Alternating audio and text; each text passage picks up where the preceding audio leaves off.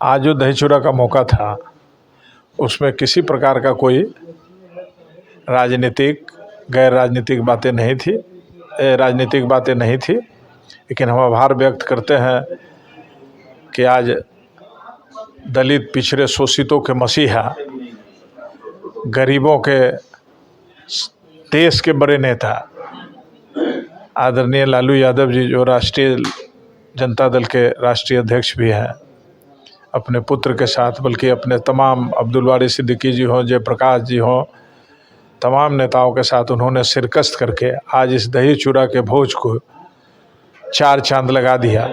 और हाँ, जनसुराज के भी प्रदेश अध्यक्ष मनोज जी भी आए थे। यानी कोई ऐसा दल है कि अछूता नहीं रहा।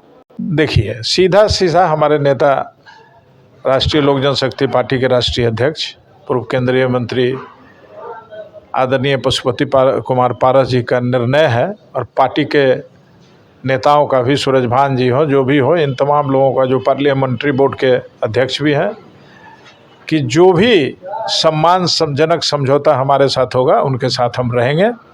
ऐसे हम 243 विधानसभा की तैयारी हम लोग कर रहे हैं, हमारे कार्यकर्तागण कर रहे हैं, दलित सेना कर रही है। और आप जानते ही हैं कि दलित सेना एक सामाजिक संगठन है। जिस तरह भाजपा का आरएसएस, उससे ज़्यादा कहीं मजबूती से दलित सेना राष्ट्रीय लोक जनशक्ति पार्टी के साथ खड़ी है। ये तो परिवार की बात है, बड़ी खुशी की बात है कि परिवार के तमाम सदस्य एक साथ जुटे, आनंद आया है। फिर उनकी आप चर्चा करने लगे। चिराग पासवान जी अभी न बताए वो कि लोहड़ी डांस कर रहे थे, तो फिर दही चूड़ा में कैसे आते? उनको दही चूड़ा का आनंद कब मिला? उन्होंने कब आनंद लिया? कब सीखा कि दही चूड़ा बिहार में होता है? चिराग जी दिखावे के लिए बिहार फर्स्ट और बिहारी फर्स्ट की बात करते हैं, बल्कि दही चूड़ा के बारे में सिखा दिया और कहा भी दिया कि नहीं, पंजाब फर्स्ट, पंजाबी फर्स्ट, उनकी मम्मी फर्स्ट है, वही फर्स्ट। उसके बाद कोई से वो तमाम लोग पस्त। और उन्होंने कहा, बड़ी बेबाकी से कहा कि चूंकि माँ हमारी पंजाब से है, तो हम लोग तो पहले से अपने पासवान भाइयों को कहते हैं कि चेतिए, अभी भी जो ये रंगल व्यक्ति आपके बीच में रामविलास पासवान जी के पुत्र हैं, ठीक है, कहते घूम रहा है, उससे सावधान हो जाने की जरूरत है। 2024 भले ही बीत गया, लेकिन अब 2025 में उनको बता देना है। चुनावी वर्ष है, जिस तरह से अब महागठबंधन के लोग या अन्य दल के लोग आ रहे हैं, तो एनडीए का खेल बिगाड़ सकते पारस जी? बिल्कुल।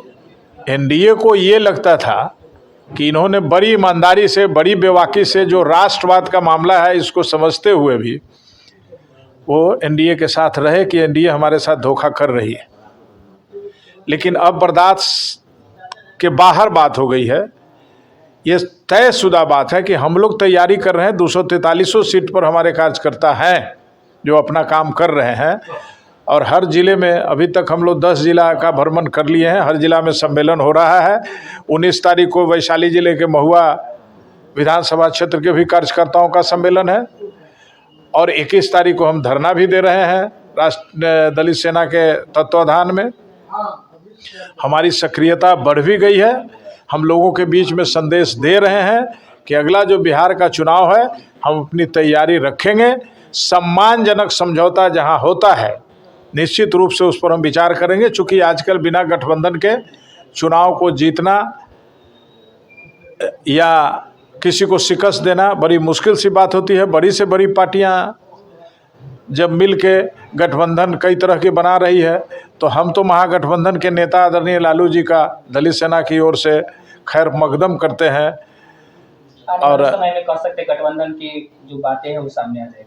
बिल्कुल, वो तो हमारे नेता भी कह चुके हैं और कहते हैं कि हम मार्च अप्रैल में पार्लियामेंट्री बोर्ड का जो बैठक है, जिसके अध्यक्ष आदरणीय सूरजभान जी हैं, बैठक होगी, हम फैसला लेंगे। लेकिन इतना तय है, यही कारण है कि आपने देखा हो कि दलित सेना ने प्रत्येक जिला में बिहार के आदरणीय अमित शाह के बयानों का निंदा भी किया और उनका पुतला भी दहन किया।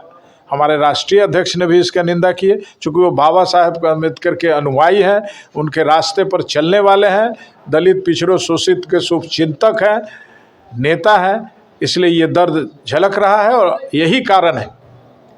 बल्कि ज़मीनी हकीकत को यदि जानेंगे तो अनुसूचित जाति का कोई ऐसा वर्ग नहीं है जो एनडीए के पक्ष में बात करता हुआ दिखाई देगा, वो 2025 में पता चल जाएगा।